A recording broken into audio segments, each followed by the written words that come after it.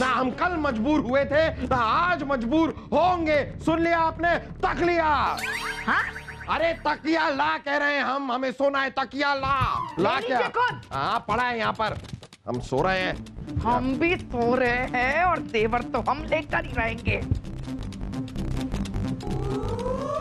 रानी साहबा, आपके और जहाँपना के बीच इशारों वाला झगड़ा देखकर हमें हमारे एक दूर की बहन याद आई। उनके और उनके पति में भी इसी तरह के झगड़े हुआ करते थे। दोनों में बातचीत बंद हो गई थी, व्यापार ठप, कामकाज ठप, एक दूसरे से अलग होने वाले थे वो दोनों। फिर उन दोनों को एक चमत्कारी डमरू मिला। उस डमरू के आशीर्वाद से उन दोनों के जीवन में प्रेम लौट आया, सुख शांति लौट आई, यहाँ तक कि आज तक वो एक दूसरे के साथ प्यार से रहते हैं। अरे वाह, बिरबल हमें भी बताइए, ऐसा कौन सा चमत्कारी डमरू था जो ऐसा चमत्कार हो गया? है रानी साहिबा, है। कहते हैं कि इस डमरू पर शिव पार्वती का आशीर्वाद है, इसीलिए ये डमरू ऐसे चमत्कार करता है। ये डमरू पहाड़ों में रहने वाले एक साधु महाराज के पास है।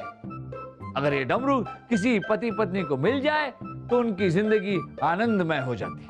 बिरबल हमें भी वो डमरू लाकर दीजिए, हमारी शादीशुदा जिंदगी को भी किसी चमत्कार की जरूरत है। रानी साहिबा, वो साधु बड़े ही क्रोध और गुस्से वाले हैं, वो डमरू किसी को नहीं देते। लेकिन आपके लिए, सिर्फ आपके और जहाँपना के लिए हम कोशिश करेंगे उन साधु महाराज से वो डमरू मांग लाने की।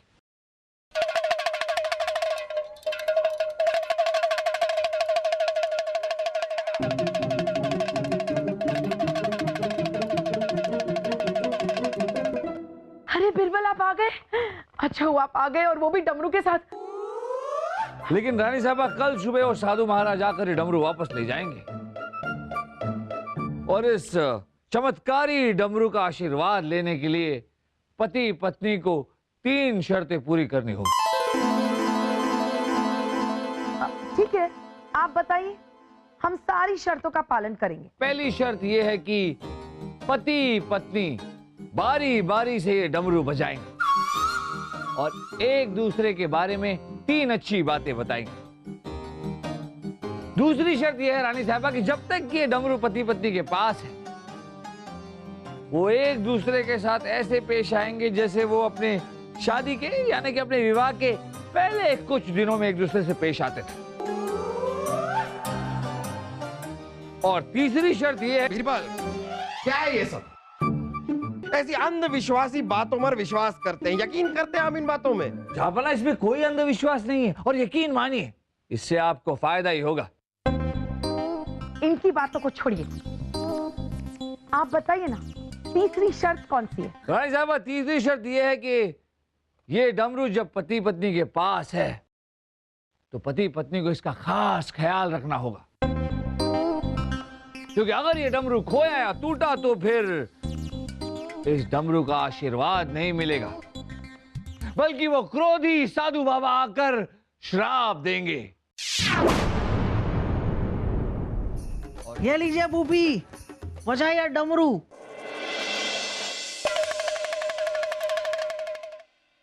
जहाँपना गुस्से में बहुत ही प्यारे लगते हैं।